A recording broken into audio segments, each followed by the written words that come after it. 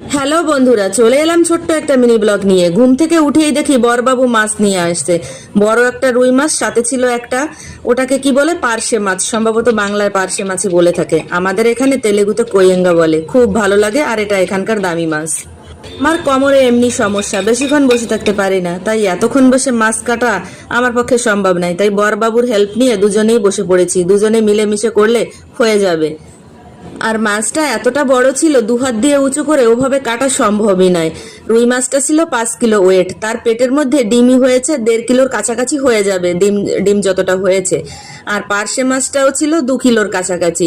ভিডিওতে হয়তো, ছবিতে অনেক সময় বড় মাছও ছোট লাগে দেখতে। এত মাছ তো আর একসঙ্গে খাওয়া সম্ভব নয়, তাই কিছু ছোট ছোট পিস করে রেখেছি যেগুলো আজ রান্না হবে। আর বড় বড় ডুমো করে যে পিসগুলো দেখতে পাচ্ছ, ওগুলো সব ফ্রিজে রেখে পরবর্তীতে খাওয়া হবে।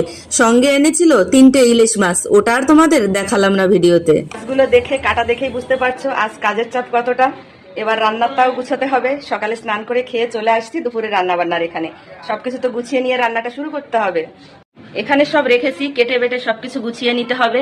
এত মাছের পরে সবজি লাগেই না, তাও কলাগুলো নষ্ট হয়ে যাচ্ছে, অনেকদিন আগের আনা। এখানে মালঞ্চ শাক এনেছে, আর মাছ করতে হলে তো পেঁয়াজ রসুন লাগবেই। আজ যে মাছগুলো খাবো ওগুলো রেখেছি। এখানে দেখো মোটামুটি কেটে বেটে সবকিছুই রেডি করে নিয়েছি।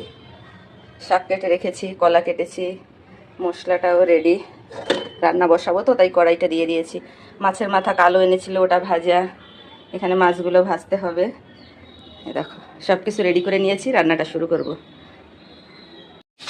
এদিকে রান্নাটা বসিয়ে দিয়েছি। গরম এতটা পড়েছে কি বলবো, আমাকে দেখেই হয়তো বুঝতে পারছো, একদম ভিজে গেছি।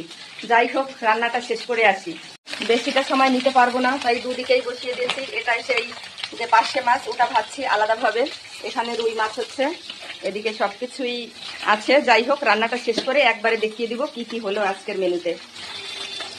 এই পার্শে মাছের টেস্টটা কিন্তু ভীষণ ভালো হয়, যারা খেয়েছো তারা তো জানোই। ইলিশ মাছের মতো টেস্ট, ব্যবধান এইটুকু, কাটা হয় না বেশি, খুব কম কাটা। আমার ভিডিওগুলো তোমাদের কাছে কেমন লাগে অবশ্যই একটু লাইক কমেন্ট করে জানাবে, ভালো লাগলে শেয়ার করবে। যারা এখনই পেজটি ফলো করনি, ফলো করে সাথে থাকবে, তাহলে আমার ভিডিও সবার প্রথমে দেখতে পাবে। রান্নাটা শেষ করে একদম চলে আসছি। তাহলে একটু দেখিয়ে দেই কি কি আছে আজকের মেনুতে। এখানে তো সাদা ভাত, কিন্তু আরেকটা জিনিস আছে এর মধ্যে। দেখো, মাছের ডিম মশলা দিয়ে সিদ্ধ করেছি, এটা এখনো তুলিনি, কারণ ভাবলাম ভাতটা গরম আছে আর একটু হোক। এখানে আছে কাঁচকলার তরকারি। এদিকে সেই রুই মাছের ঝোল। আজকের মাছটা 5 কিলো ওয়েট ছিল, মাছই হয়েছে, মানে মাছের ডিম হয়েছে 1.5 কিলোর মতো। এদিকে সেই পার্শে মাছ, ওটা দিয়েও আলাদা ঝোল করেছি, এটা শুধু জিরে বাটা দিয়ে করেছি। আর আমি একদম ঝোল রাখি না, কারণ আমাদের ঘরে ঝোল কেউ খায় না, তাই শুকনো শুকনো করে করেছি। এদিকে সকালে করেছিলাম একটু